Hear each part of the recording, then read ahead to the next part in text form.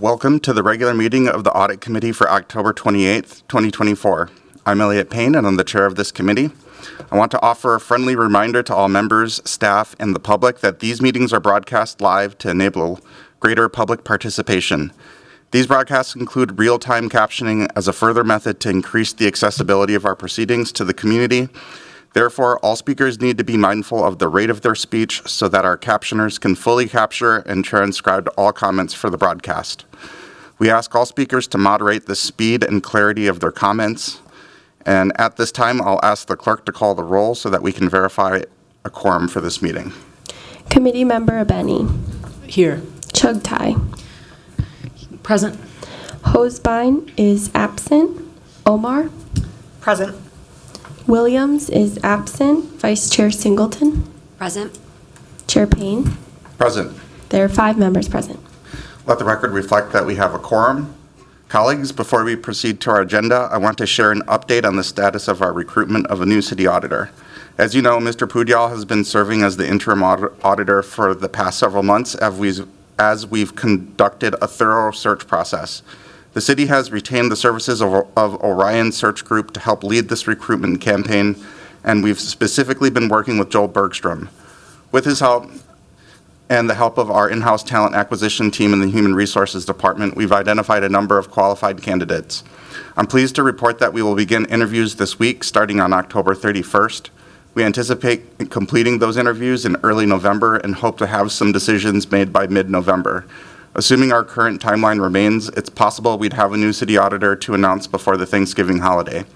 That means we'd possibly have them to introduce formally to the entire audit committee at our last regular meeting of this year, which is set for December 2nd. Obviously, we're very excited to get the interview process started and to see the kind of talent that our partners at Orion have identified for us. I also want to publicly recognize and express this committee's appreciation to Mr. Pudyal and his audit team for the extra work during this interim period. Thank you. And with that, we will turn to our agenda. May I have a motion to adopt the agenda? So moved. Is there a second? Second. All those in favor say aye. Aye. Those opposed say nay. That carries and the agenda is adopted. Next, we have acceptance of the minutes of our regular meeting of August 14th, 2024. May I have a motion to accept those minutes? So moved. Second. All those in favor say aye. Aye. Opposed say nay. That carries. Our next item of business, item number 3, is receiving a presentation on the 2024 Minneapolis Park Police Biennial Body-Worn Camera Audit. I will invite Ryan Franson up to present on this item. Welcome. Thank you. All right. Does this work mic-wise? Mm-hmm. Okay, cool. I'm very tall and awkward, so.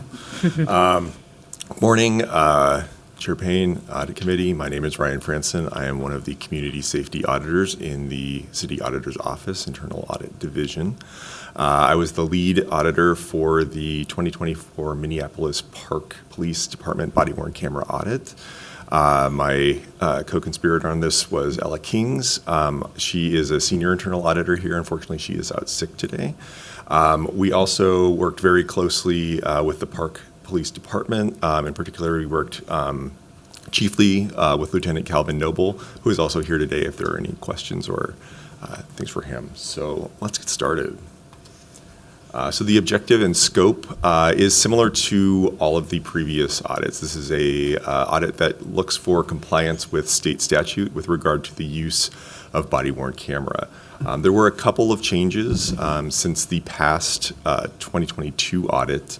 The first is that we brought the work in-house. So previously, most of the work has been done by wildcard, with any viewing component being done by either Civil Rights OPCR or the Internal Audit Division.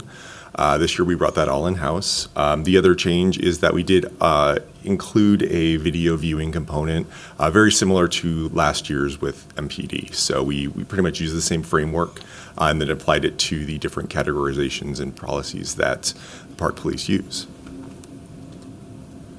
Our findings this year. basically kind of, just to sum it up very quickly, no alarms and no surprises. We determined that the Park Police Department is compliant with all Minnesota state statutes. They do an excellent job. Lieutenant Noble and also Lieutenant Klein oversee that body-worn camera program, and they monitor it very closely. There are a lot of great best practices that we'll get into in a moment that they do to kind of go above and beyond state statute requirement. We did break it out, as you can see in the slide and on the report, into a few different categories just to cover which statutes pertain to which element of it, but all of these: training, policy, data handling, BWC use, redaction, and integrity all met state statute criteria. So getting to those best practices I mentioned. So there are a number of things that the Park Police do to go above and beyond statutory requirement.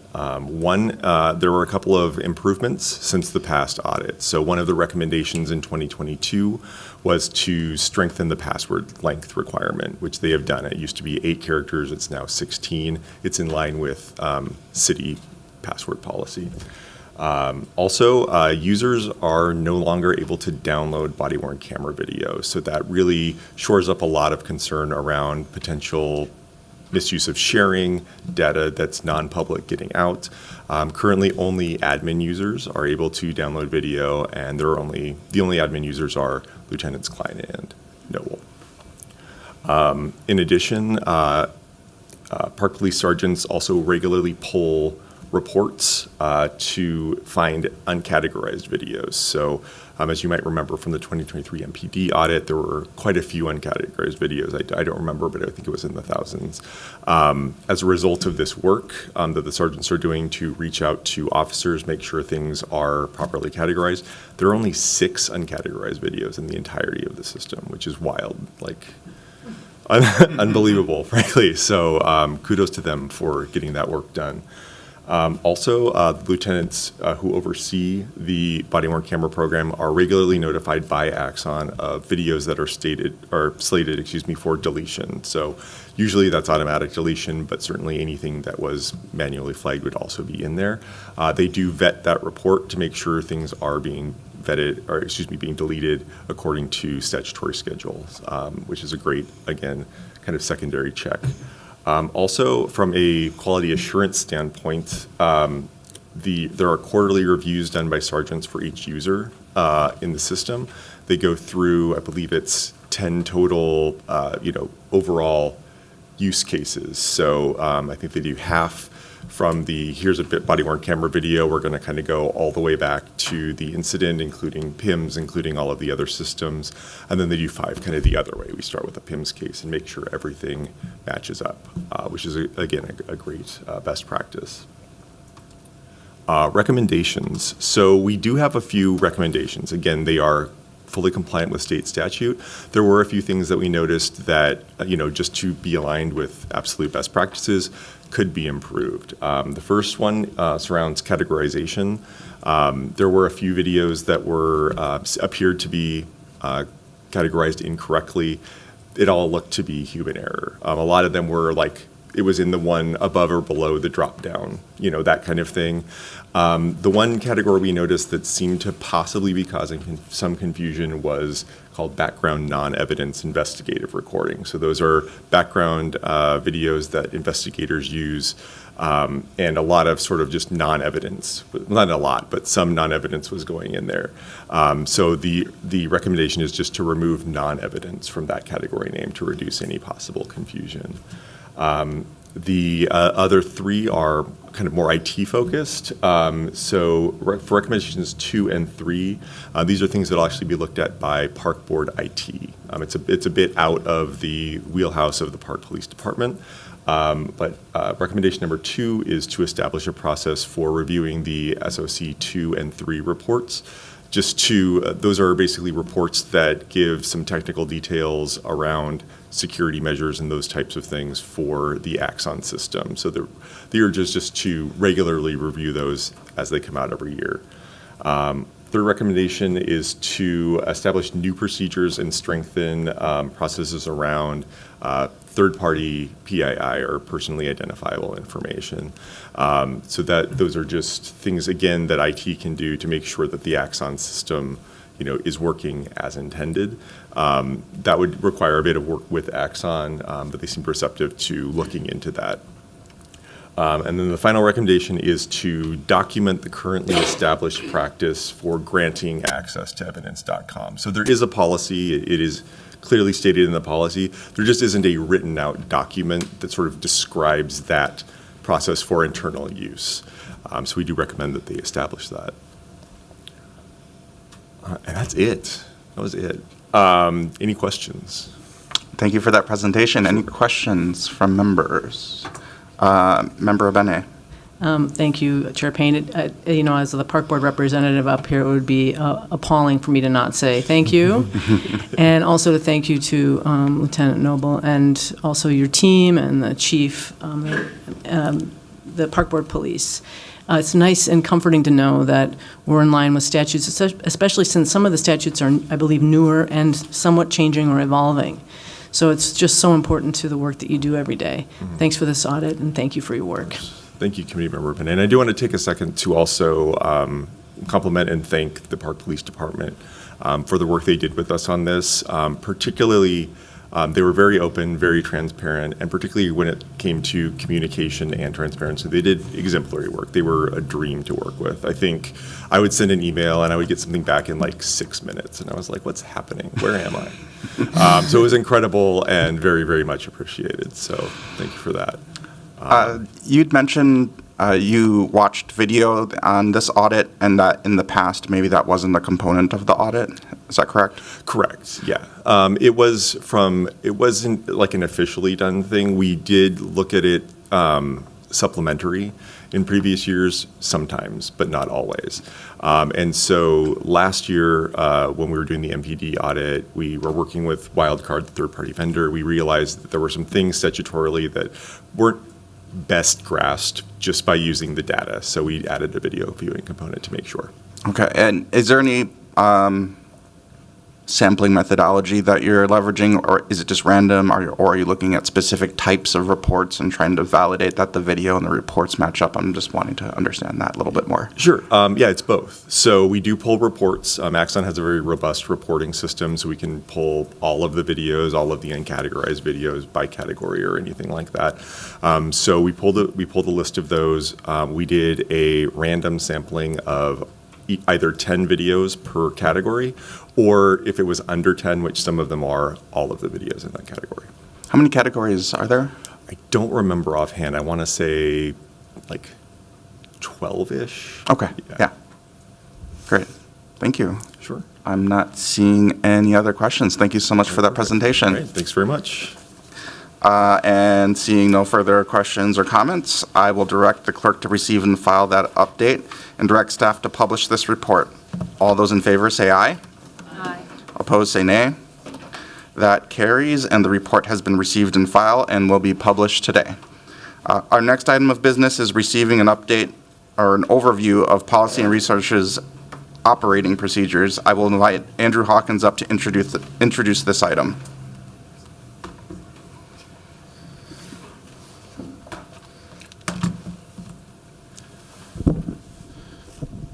All right. Given Mr. Franson alluding to his height, I'll mic check that this is the correct height. You Correct sound good. microphone. Everyone can hear me? All Yeah. right. Perfect. Just to begin, my name's Andrew Hawkins. I have the pleasure of leading the Policy and Research Division here in the City Auditor's Office. I come before you today to share the initial release of our Operations Procedures Manual, as well as just a couple updates. I know it's been a while since I've had the opportunity to speak with the group.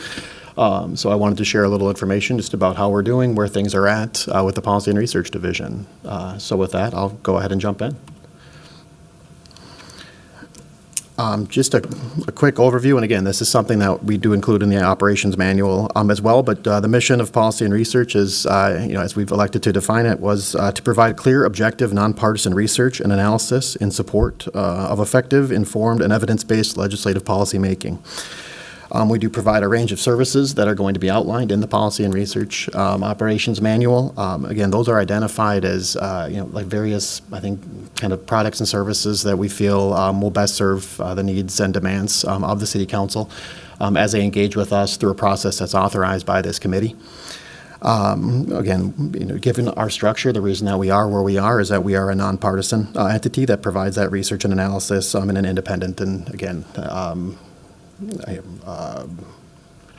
data-driven manner. Just to highlight a couple of the accomplishments from this group in the previous year. So I believe the one that you've probably heard me talk to you about since the first time I came before this group, since it was one of the first things that I had started working on when I was on board to stand up this team, was our policy and research dashboard. In 2024, we've continued to expand that to build out kind of what members of the public, elected officials, any interested parties are able to see. So people can go to that. It updates in real time. Or actually, to be fair, I believe it's every couple hours. But it pulls directly from our tracking database and shows everything that we're working on, everything that's completed, the statuses of any requests, and the anticipated return date for those items for anybody that's interested in following along with the council cycle or that wants to see those presentations. In addition, we've got the operating procedures manual that we're going to talk more in depth about today in this presentation. We also completed, we introduced what's called a preliminary assessment memo. This was, you'll see where this falls in the process as we go through our procedures, but the idea behind this was to provide some additional context and information for what policy and research staff had intend to do as we're moving forward on a request from council. This stemmed directly from feedback that I think we'd gotten from various committees or members, where what had been put forward in a legislative directive or a staff direction didn't have as much information as they were perhaps looking for, or when we returned with the report, there might have been a misalignment for what was going to come back versus what they had expected. The idea with the preliminary assessment memo is give staff and council members and offices an opportunity to sit down, walk through, here's what we think we're going to do. There might be a landscape analysis to this request. There might be a feasibility assessment.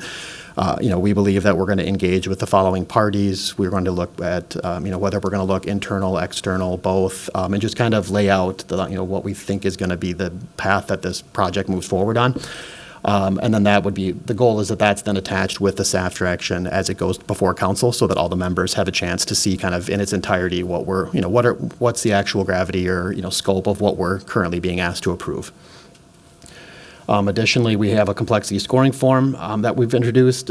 This, again, is going to be rolled out more publicly, but the goal of this is really just to show council, and again, anybody interested, where we're at as a body, as far as what requests we have, what capacity we have as a group, and kind of where those competing priorities are, in the hope that it maybe allows for some better alignment or prioritization of projects, just to ensure that, sometimes the first come, first serve is a good approach. Sometimes if there's timeliness to certain requests, it's really not. So I think that this is an effort on our part to provide an additional resource to council to make sure that we're both working together to accomplish things in accordance with their priorities and goals. And then lastly, just touching on just the scope of the work. I didn't include, we do have a couple policy briefings that we did this year. I believe the total by year end will be 5 or 6. That's kind of our shorter introductory look at a topic at the request of a council office. Our research reports are generally larger. They can vary in size from 15 to 75 to 100 pages, depending on, again, what the scope is, what the timeline was. But this year we've got 15. We had, again, pretty market increase in the demand on those. Starting almost on the first of the year, we did hire our third FTE, so we've definitely been able to leverage everybody that we've had on board and produce quite a bit this year. Now, moving into our operations manual. The Policy and Research Operations Manual is intended to provide, again, just an overview that's available. Again, this will be on our website and available to anybody that's interested, with the goal of providing, again, a consistent and replicable process, but also that added degree of transparency, just so that when we get a request, I think there's often questions of what next, what can we expect, who are you going to talk to, what does that engagement process look like? So the goal with this is to ensure that, we're holding ourselves accountable as well as, doing our best to be transparent. I think that this also serves as an accountability mechanism for those engaging with our process, where, one of the obvious goals of this is to ensure that we're engaging with, whether it's offices, actors, whoever it might be, be in a consistent manner, just so that if there is ever any, confusion about why, one party was able to do something that another party feels they can't, we can go back to the manual and we have a very clear outline for why, we proceeded in the manner that we did. As far as the timeline, drafting of this began probably in the first month that I came on board. Again, it's been a learning process through that time. I think there's some components in here that are still very much reflected as I had originally envisioned them in the early days of 2023. There's other ones that have just been informed by either just the realities or like scope of the work. Again, like I'd like to, I should specifically mention, Sarah and Ashley have been extremely helpful as well, the entire PAR team, just kind of inputting our own experiences in this with the goal of kind of learning as we've been going along with, where are there things that could have been done better? Where is there something that we tried and it worked very well? So this is definitely informed by the work as it's been going on. And then I also, again, I think the stated goal of this is just, this is very much a living document. This is going to continue to evolve just based on, new capacity, new scope, changes in the operations of city council as they would, prefer to have things, like they have the ability to dictate how things might move through councils or committees. So we do want to make sure that we've built in that flexibility to accommodate them. And then there's also the opportunity just for revisions from, things that we just learned for one reason or another aren't working, or could be better. We don't want to box ourselves in with this where it's going to, this is how we're going to do things in perpetuity. With that said, to touch on the transparency and, again, accountability side, we do have, similar to internal audits manual and most operations manuals, as we make changes to this, we do have a change log so that we'll retain copies of this as we move forward to explain kind of why this has continued to evolve. So.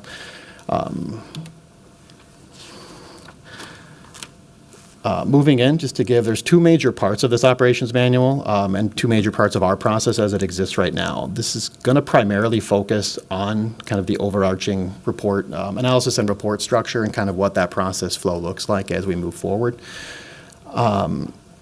So looking at the front half of just what happens when we get a request. We do have a tool that council's able to utilize to request services. However, that's something that, again, it's continuously evolving. There's other methods to contact us. It's email. Sometimes we just run into members, that have something they want to get on the calendar, and we'll schedule something then, and then we'll go back and enter that into our database on the after the fact. But once we do get a request, we conduct what's called an intake assessment. So basically trying to figure out, what's being asked for, what do they want, and kind of as much as we can gather from the information received in that initial interaction. If it's a policy briefing, it can be pretty straightforward. If we get a request that says, hey, I want you just, can we get a policy briefing on this topic? Here's some background. Here's what I'm looking for. And we really don't need anything else. Based on our capacity, we could start that the next day. We don't need to follow up. We can just let them know, hey, we're moving forward with this. But in the event that there is more information needed, that's when we'd schedule a consultation. Similarly, if a policy briefing was not asked for and they think they want to go the report route, then we would always want to schedule a consultation. The idea behind those is it's an opportunity for us to sit down with the office and learn as much as we can. It's like, what are you looking for as far as, scope? I think the biggest thing is, what are the questions you're trying to answer? And again, as much as they can share with us is definitely helpful in that point, because that's going to inform sort of how we shape, the preliminary assessment, and can make sure that whatever we come back with is going to check the boxes, at least in terms of the scope. We can't always provide the answers that they're looking for, in terms of sometimes scope, but also I was really hoping this would look good or look bad. Again, those are things we can't guarantee, but we can at least make sure that we're trying our best to answer the questions. So again, once we have done that preliminary assessment process, again, that is when we have that kind of last chance just to meet with the office, share that draft, and make sure that this looks like what you want it to look like. Because once that moves forward, we hit a point where, again, communications become a lot more limited, just for reasons of ensuring our own objectivity and independence. So if everybody's on board with that draft, we're able to move forward. Once we have the preliminary assessment memo, the goal, again, and this is the goal in the world where this operations manual is in full effect. So not necessarily how we've been working up to now, but ideally how things look in the future so that it's consistent. We have the operations memo that's agreed to that kind of drives the rest of the legislative process as far as getting the actual staff direction drafted, which we can certainly assist offices with that, or they can draft that on their own. then both the staff direction, ledge directive, whatever it's going to be called, and the preliminary assessment memo are both attached in limbs when this item goes through for agenda setting, and that's what's going to be posted publicly. So both the committee and members of the public will have access to both of those documents. They can learn as much as possible about the information. And then that goes forward to a council committee, or again, that's an area where council has the discretion to kind of identify where they want things to move forward. But right now, we go to the appropriate council committee. Once that's approved, it'll then move forward. It's now official. We're now acting on it. In the event that council sends it back, it doesn't pass with a majority vote, we would consider that on hold or delayed at that point.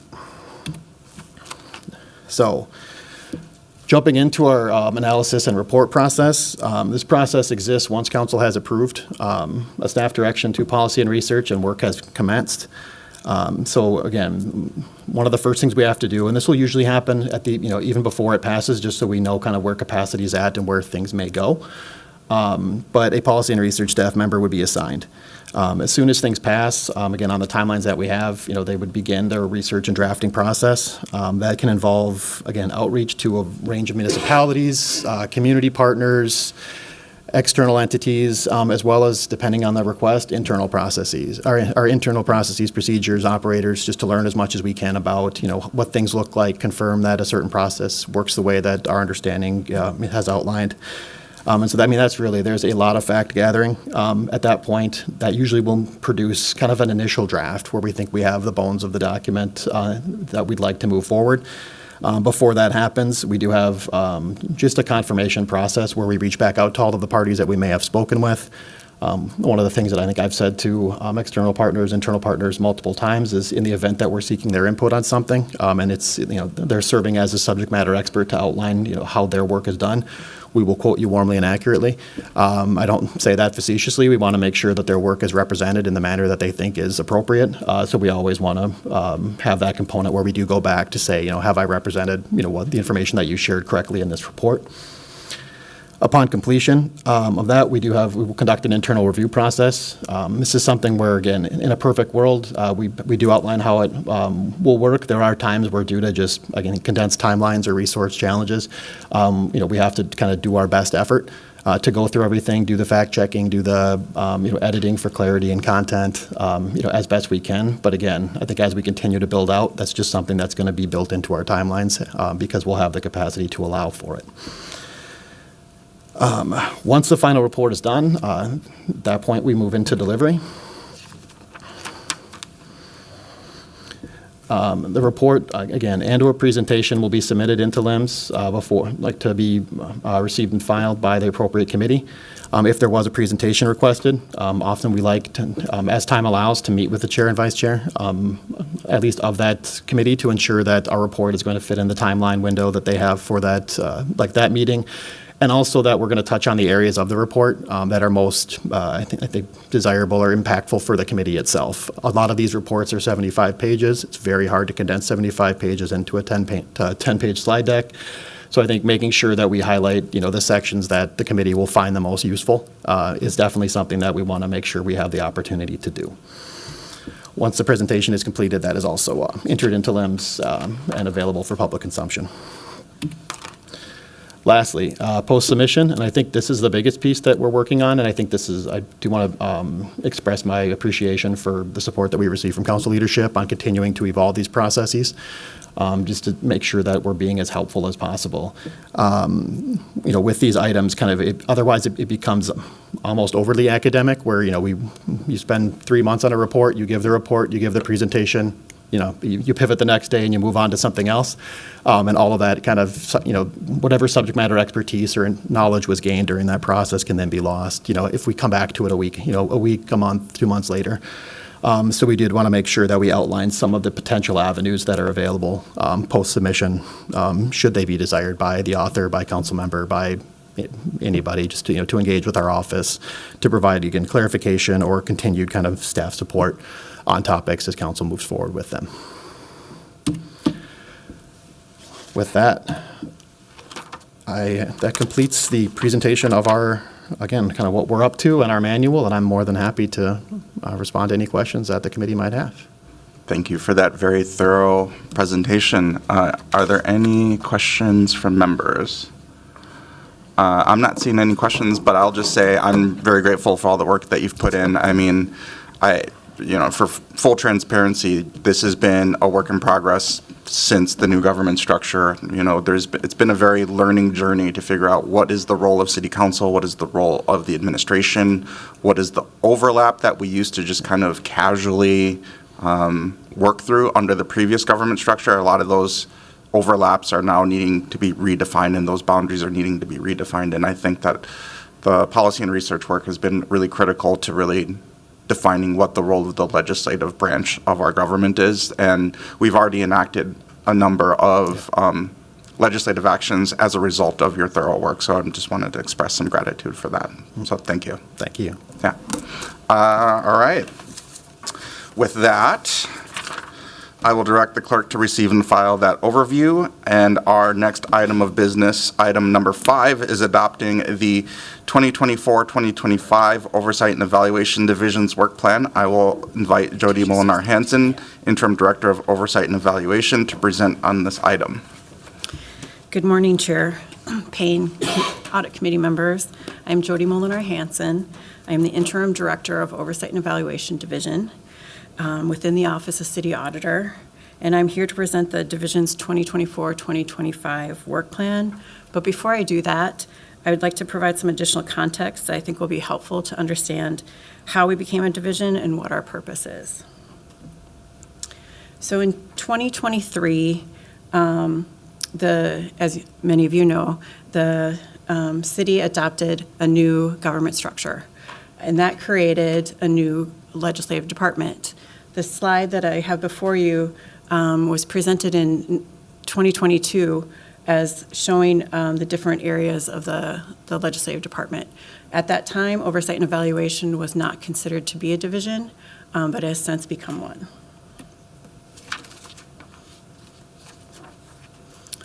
I just wanted to point out the legislative department and the purpose of that department in which we fall under. The city clerk came up with this visual, and I use it as a guide. It identifies what we need to learn and understand as a division, the areas that we need to focus on, what other areas within the city auditor and the city clerk that they are focusing on, and then where there might be overlapping work or opportunities to be explored for working together for better alignment. This was another visual that was used that I find to be very helpful to break down the council's official functions, how the offices of city auditor and city clerk support those functions. You can see I highlighted under policy making and oversight the areas that the office of city auditor oversees.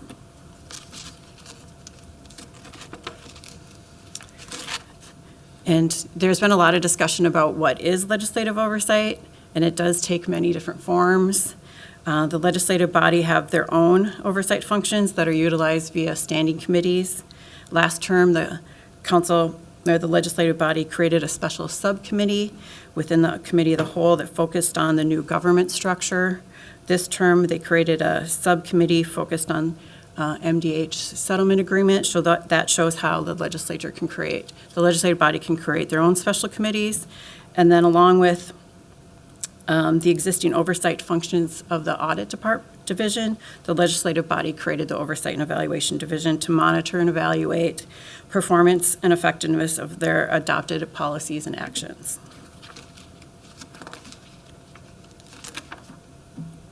So this is just a little bit more context about the Office of City Auditor, and I wanted to note that currently right now we have an interim city auditor, an interim director of policy and research, and an interim director of oversight and evaluation. Ordinance 8.130D3 specifically outlines the purpose of this division, which also easily translates into our mission. And currently, there are 4 staff and 1 director of this division, and a few staff are in the audience today. Just a highlight of some key milestones. Oversight and evaluation was established in October of last year, but became effective this year. We received 5 FTEs in ongoing funding for 2024. In late 2023, the city auditor initiated a job classification process for the director, and that actually took a little bit longer than anticipated. We ended up hiring 4 staff into the division early February, a little over a month after the division became effective. I was appointed as the interim director in July, and I'm standing here before you to talk about our work plan for 2024-2025. Our operations manual is still being developed, but I wanted to point out a couple of key decisions that have been made so far. Our processes and standards will be informed by the IIA and the Government Accountability Audit Standards, even though we are not charged with providing audit standards, similar to what Director Hawkins just mentioned in how power is set up. We plan to do that same thing, so we have some alignment where it makes sense. And then similarly to the audit division, our work will be led through an approved work plan. Also similar to the audit division, we will utilize a collaborative approach for identifying which council-adopted policies that we will review, analyze, monitor, and/or evaluate for that year. And we are still developing the specific methodology for which we'll be doing that.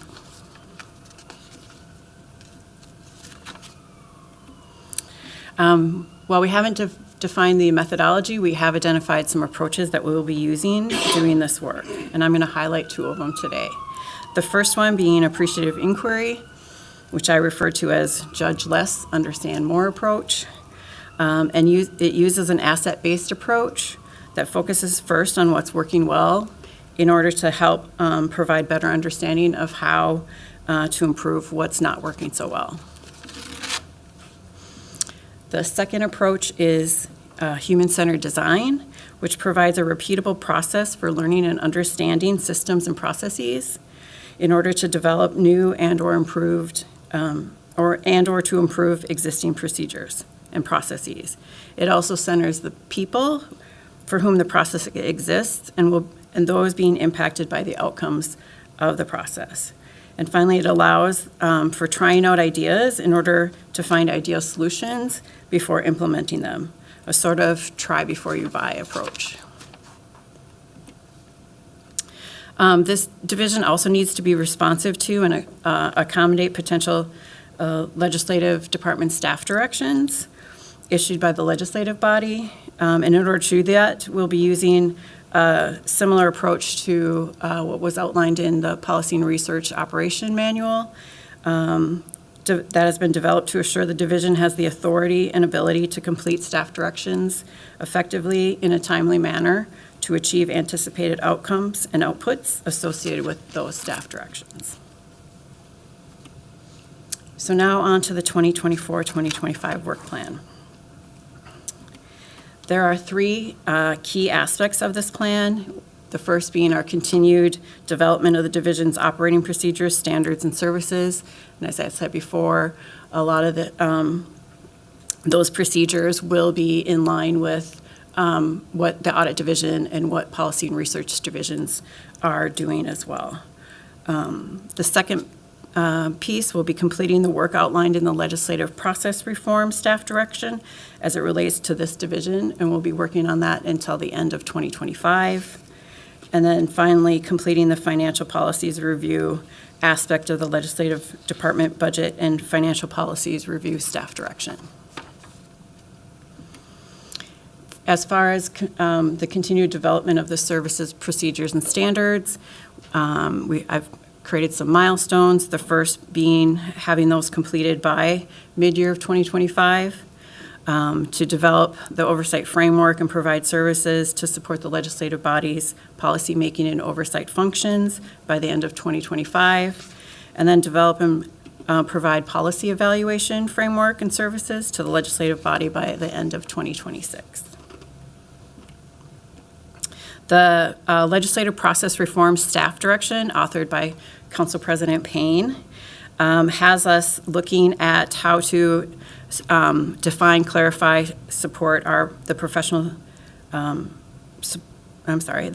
support provided by the respective offices of the city, offices, city clerk, and city auditor.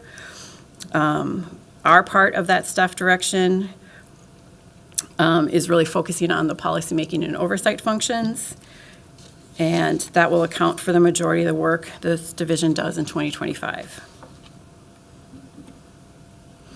Key aspects of our work, as well as the work of the offices of city clerk and city auditor, will be focusing on the following: developing a more deliberative process that is understandable, predictable, accessible, and inclusive, ensuring the council actions are connected and aligned to others when needed, developing consistent information feedback loops into the legislative process, and providing stakeholders the opportunity for meaningful participation in shaping public policy.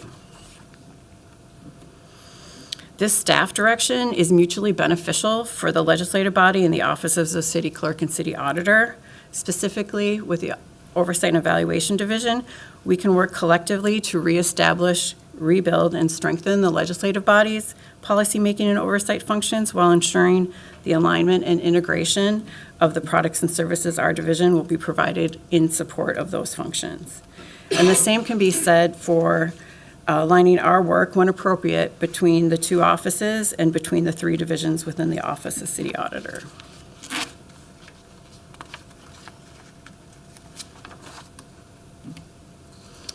This staff direction has afforded the division and the new staff within it the ability to spend time learning and understanding this complex legislative system, especially as it relates to the new government structure and the new legislative functions. But it also allows more in-depth understanding of the legislative process, the legislative information management system and the associated guides, the council rules of order and the new council committee structures, as just to name a few. There are potential risks and considerations associated with this staff direction. By utilizing a human-centered design approach with the staff direction, our division will be performing work that we might not be doing once this division is fully developed. And expectations need to be managed appropriately, and we'll be working as a way to address those risks, working to develop better communications with the legislative body and the legislative department to ensure that clear understanding of if we're prototyping and testing a function, sometimes we might not end up being that entity that actually ends up doing that work going forward, and we just need to make clear expectations of that. And here's a visual representation of the legislative system. Looking at this process identifies ways to improve the quality and flow of information, to improve the legislative body's policymaking and oversight functions, improve the connectedness with other key work of the legislative, executive, and administrative branches, and to improve the transparency and understanding by those following the legislative process. This legislative process provides an ideal environment to use human-centered design. The legislative process operates in a 2-week council cycle. The 2-week council cycle allows for rapid and repeated prototyping and testing to occur. And it also is one of the most visible processes that the city has, which makes it ideal for human-centered design, as we can actually see the process working in real time. As far as what we're working on with this staff direction, we're currently focusing on the beginning of the legislative process, the creation of requests for committee actions. I note that my slide says council actions, but it really it allows us the opportunities to improve the quality and the information provided in and connected to those RCAs, because we believe that better information can lead to better understanding, better decisions, better discussions, and better planning and better outcomes. And this is a visual example of what division staff have created when they started looking at the request for committee actions, having this idea that an RCA should tell a good story. They're using these series of questions right now when we're reviewing RCAs, and currently we're just focusing on grant-related RCAs at this point. So they've also provided the council members and their aides with this visual to help when they are reviewing other RCAs coming before them.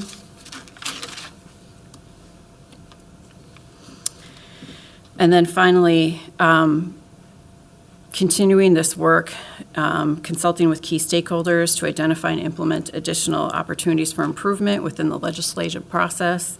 Some examples are identifying opportunities to work in better alignment with the offices of city clerk and city auditor, continue working through the legislative process, supporting and updating committee work plans in 2025, and developing council performance expectations and feedback loops for the key council actions coming before them. And what that means is really tying performance expectations such as anticipated outcomes, establishing regular updates to council committees to ensure the policies and actions that they have approved are working as intended. And lastly, the other legislative staff direction authored by Council Vice President Chugtai and Councilmember Koski that directs our division to develop and review analysis of the city's financial policies. We actually enlisted Abdo Financial Solutions to complete that review and analysis. The original due date was modified from July 15th to accommodate the vendor's ability to complete a thorough review and analysis of those policies. And the result will be a production of a report presented at a future budget committee.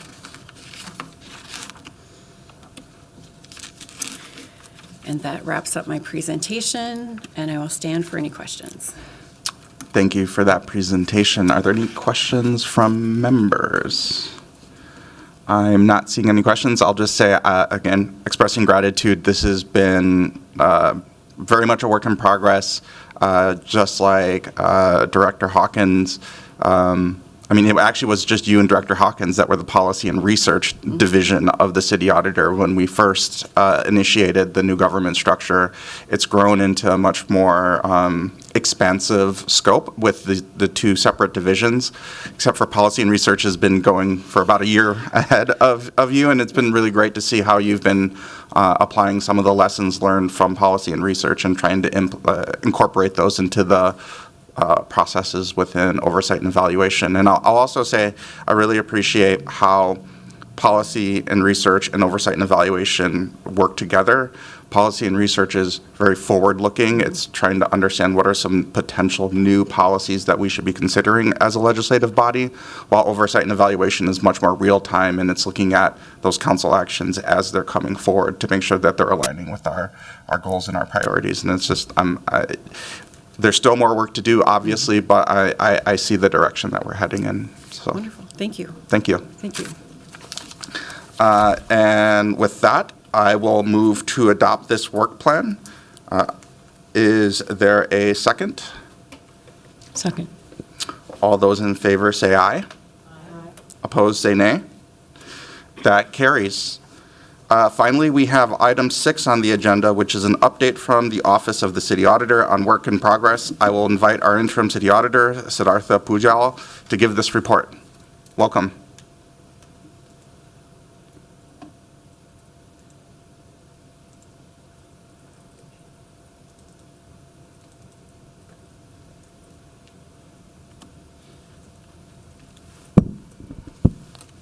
Good morning, Chair Payne and the members of the Audit Committee. I'd like to provide an update on all the projects Audit Division has been working on right now.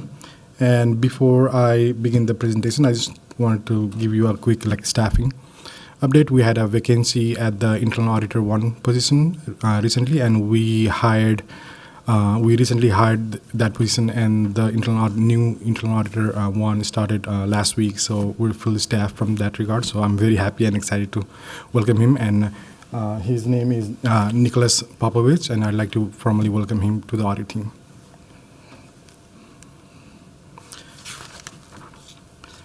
So the content-wise, we have total 5 in-progress audit projects, and we recently completed the one for the Park Police biennial body-worn camera, and also provide updates on some of the prior issues follow-up and the investigation overview. So the first one is related to the biennial body-worn camera for the Park Police. One of the community safety auditors, Ryan Franson earlier presented the completion of that audit. So the objective of that audit was to test the Minneapolis Park Police compliance with the state law regarding the body-worn camera, and that project has been completed. So another one is the IT outage after action review. So this has been in progress, and hopefully we are right now working on the draft report and working with the IT management to come up with the potential management action plan. So we're hoping this review should be completed in near future.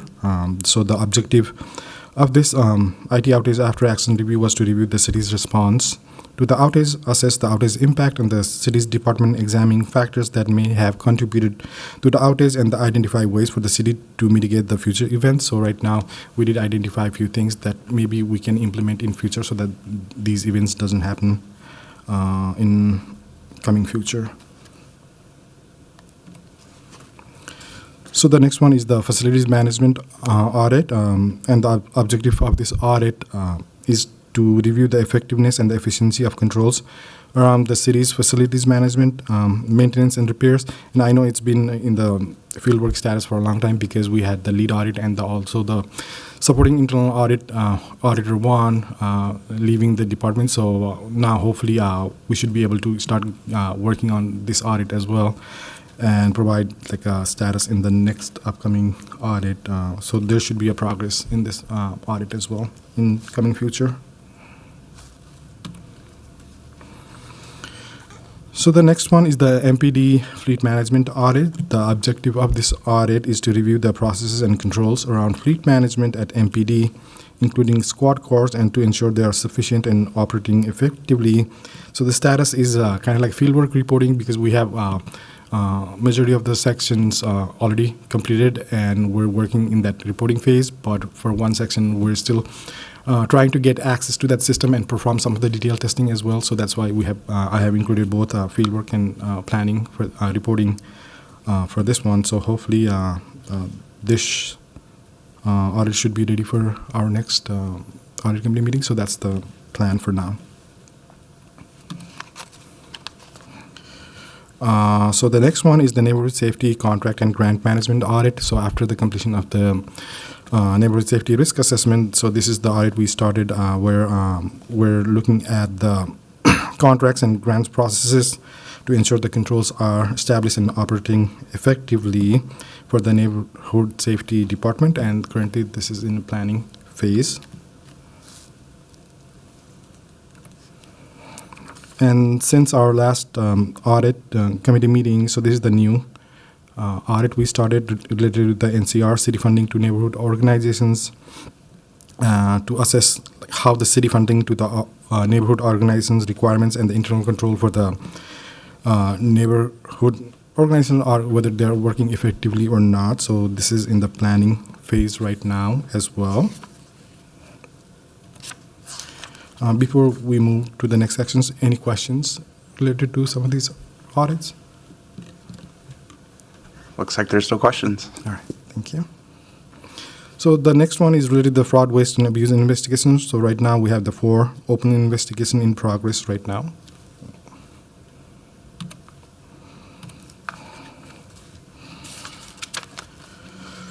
So in terms of the audit issues, we have like 19 open audit issues, and 16 of are overdue audit issues. And for the 11 of the audit issues, we have received some kind of supporting documents from the management, and we're trying to validate whether those issues has been completely remediated or not. Since the last audit committee meeting, we have closed the 5 audit issues as well. Could I ask you a question on this last slide? Sure. Of the 11 issues that are in progress for validation, are those a subset of the 19 open issues, or are they a blend of the open and overdue issues? So so this one is, so basically the blend. So normally, whenever it's in open issues, we don't put that in the progress. So anytime it's in progress, we don't put that as the open issues. Yep. So would some of these 11 potentially be within some of the 16 overdue? No. Okay, so that's No. a completely Yeah, separate category. Exactly. So anytime we receive some kind of supporting documents and are ready for our review, we put them as the validation is progress. So the audit overdue issues are the ones where they have provided the tentative completion date, and that date has already, it's beyond that date. Got it. Yeah. Thank you. So out of those 5 audit issues that closed, the first one is related to the 2022 hiring and promotion process audit, and it was issue number 14, related to the candidate ranking and exams. Basically, we recommended for the management to create like a policy and procedures related to these candidate rankings and exams, and put there as a part of their manual, like HR manual, and then make it available to the hiring managers, and they have done that successfully.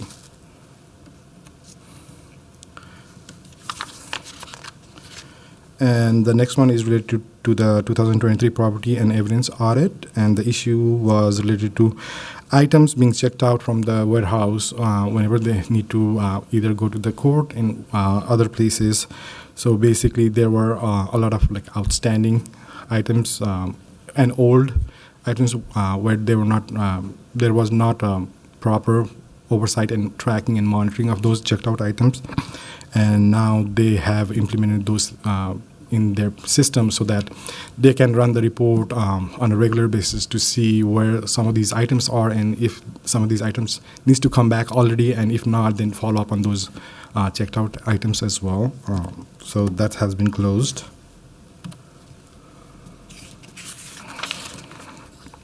And the next one is related to the 2023 revenue collection and audit phase 1. And the issue was related to training and providing training to the staff related to cash handling. And on this one, I just wanted to commend the finance department to do an excellent job of creating the training in learnings and development management. And also the training is detailed. It has like a competency-based training. So there are like list of questions to assess whether the staff are learning from that training or not. And one of like 2 of my staff who were part of the audit enrolled in that training and took the training as well, and they were highly complimentary of the information they have put together in the training. So I just wanted to thank them at this time.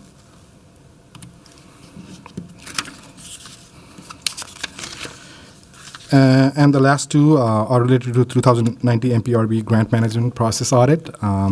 So there were like 2 issues outstanding related to grant closeout and also the grant administration procedures for the park board, and they have remediated the issues satisfactorily, and so there are no more issues for this audit going forward.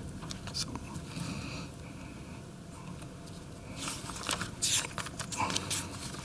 And these are some of the audit for which we still have some outstanding audit issues that we've been working with the management. So,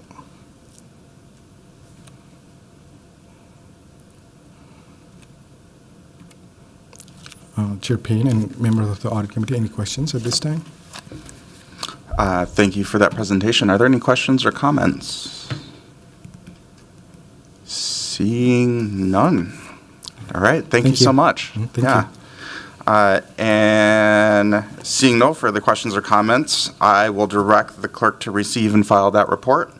And seeing no further business before us and without objection, I will declare this meeting adjourned. Thank you, everyone.